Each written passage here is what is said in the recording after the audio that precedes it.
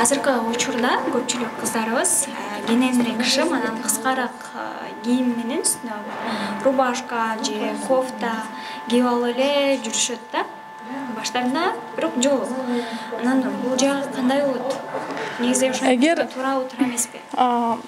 Мындай шарияттын негизинде тизеден ылдый болсо бул туура. Эгер ичинен шым кийди, бирок үстүнөн кийген көйнөк дейбизби, кофта дейбизби, тизесине чейин түшүп турса, анда болот. Эгер ал нерсе тизеден өйдөраак рубашка дейбизби, же көйнөк дейбизби, ошо менен кийилсе, анда уже санына жетип калды да. Бул тизеден өтүп калгандан кийин бул нерседе уже адамда басканда эмеси билинет да. Дене мүчөсү билинет.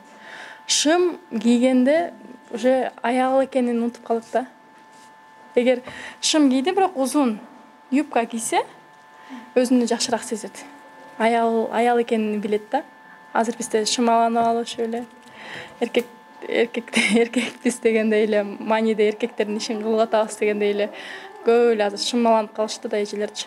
Алардын мисалы күйөөлөрү мен рахат алат дегенден ошол шымданып жүргөн эжелерибиз же ачык жүргөн эжелерибизден күйөөлөрү толук кандуу рахат алат дегенден мен алысмын.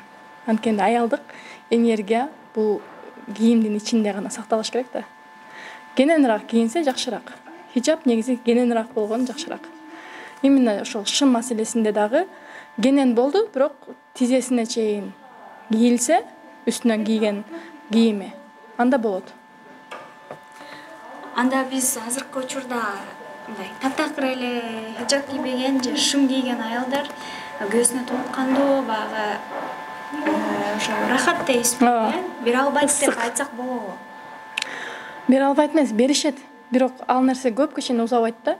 Мисалы, психо мамандыгында бул нерсе мындай айтылат да, хиджабтын ичинде энергия, ысык көбүрөөк сакталат. Бир экөө үйлөндү, ачык кыз менен үйлөндү, бирок баягы эркек киши колу тийгенде башка болгондо кичине мындай рахат, возбуждение же ысык деп коет го, ошол нерсе кичине эле убакытка чейин чозулат да. Эгер ошол нерсени мисалы аял киши оронгон болсо, өзүнүн авратын, өзүнүн арын, намысын сактаган болсо, ал нерсе көпкө чейин чозулат. Көйнөктөрдүн ичинен шым кийүү жана эле намазда дагы ошентип эки сан бири-бирине тийбеш керек. Кээ бирөө айтат тийиш керек, кээ бирөө тийсе боло берет, кээ бирөө болбойт деп айтат. Ошону бир такталасак, анан негизи эле ошо көйнөктүн ичине шым кийиш керекпи? Керек, кийиш керек.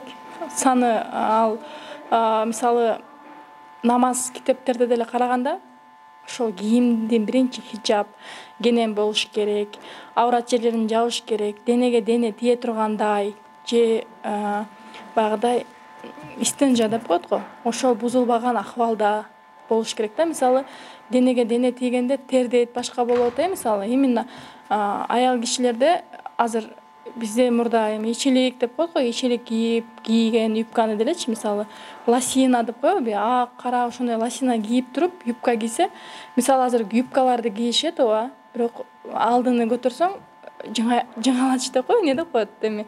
Эч кийимде чейин ооба шымы жок. Ошондой. Негизи шым кийген бул дагы да болсо дурусураак, жакшыраак. Бирок так кесе кийгенге болбойт деп айтылган болбойт. Жок. Негизи кийбей койгонго болбойт. Кийиш керек. Намазда деле, намаздын шартында кийим кеңири болуш керек. Кийим мындай кандай десең, мисалы адам денеси билинип турбаш керек. Эркек киши, хоть аял киши. Анын шымы болуш керек. Ичинде шымсыз юбка кийгени, мындай айтканда, кыска сөз менен айтканда болбойт.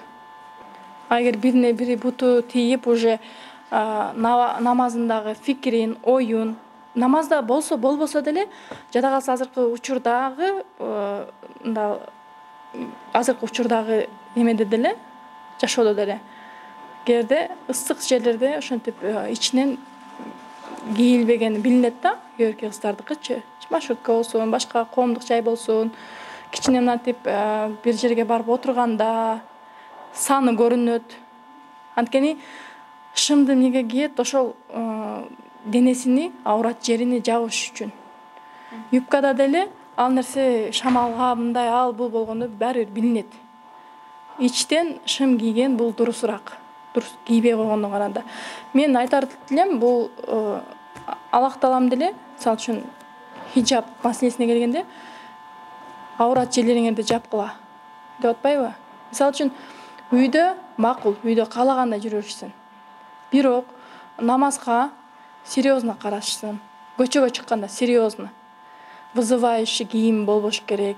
Вызывающий өзүнө кел мен менен сүйлөш, мени кыл деген сыяктуу болбош керек. Сөздүн ачыгын айтканда, чындап айтканда.